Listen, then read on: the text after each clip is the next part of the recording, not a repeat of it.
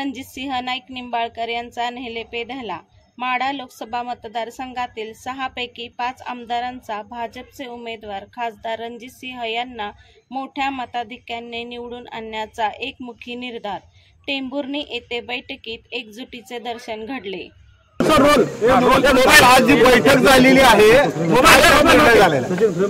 माढा लोकसभेसाठी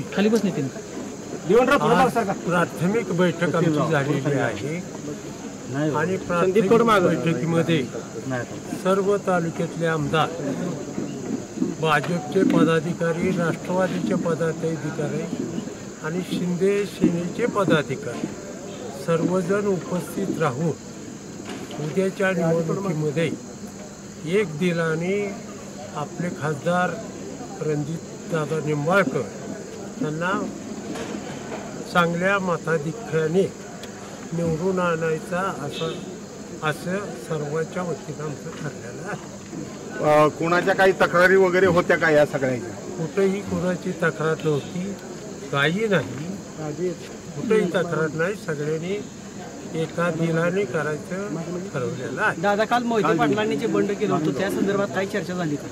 त्यांच्या पार्टीचा तो निर्णय आहे, त्यांच्या पार्टीचे नेते मंडळी त्यांचा प्रश्न सोडवत। महायुतीत वज्रमूठ कायम आहे, महायुतीची वज्रमूठ कायम आहे।